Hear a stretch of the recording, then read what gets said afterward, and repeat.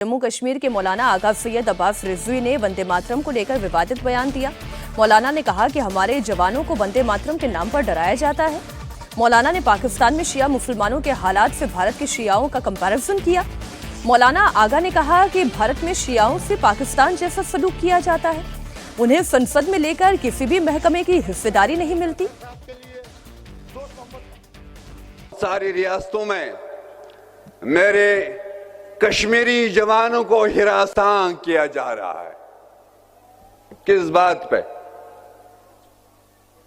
किस बात पे?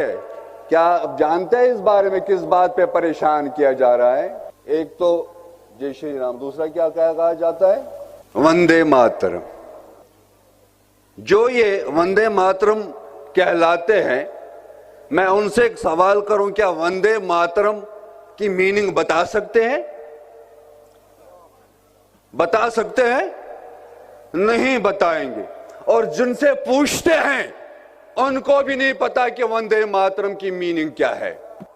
वंदे मातरम ये 1870 में लिखा गया है और 1885 में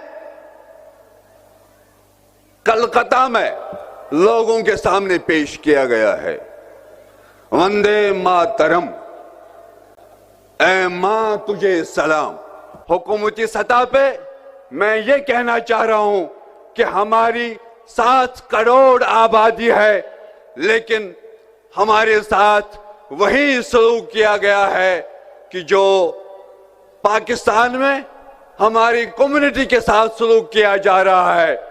7 करोड़ आबादी होने के बावजूद हमारी नुमाइंदगी मरकजी हुकूमत में नहीं, राज्यसभा में नहीं और किसी भी महकमे में हमारी नुमाइंदगी नहीं है।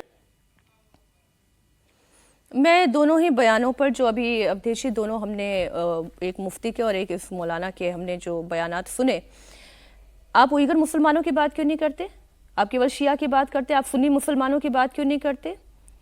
आप बोहरा मुसलमानों की बात क्यों नहीं करते? सेलेक्टिव बात करते हैं पहले तो ये, और दूसरा ये जिस शरीयत का हवाला देते फिरते हैं, माइक अलाउड है, कैमरा अलाउड है? नहीं, ऐसा है कि आप अगर तर्क के आधार पर मजहब की बात करेंगे, खासकर इस्लाम की, तो फिर तो वहाँ तर्क का कोई अर्थ नहीं है। इसको ध्यान से समझना चाहिए। जो नदवी बोल रहे थे वो नदवी सुन्नी मुसलमान है और ये शिया मुसलमान है। ये जो अभी मोटा मोटी देखेंगे दोनों की भाषा लगभग एक है। हमारे देश में मानते हैं कि शिया, और शिया लोग भी मिलते हैं कि हमारे यहाँ कोई कट्टरपन नहीं है, हमारे यहाँ तो आतंकवाद पैदा नहीं होता है, हम तो भारत के जो है एकदम निष्ठावान शहरी हैं। तो अब दोनों की भाषा देखिए। इस समय ईरान ने कहा कि भैया इस समय उस झगड़े को भूल जाओ अगर हमको इजराइल से और बाकी इस्लाम के दुश्मनों से लड़ना है तो।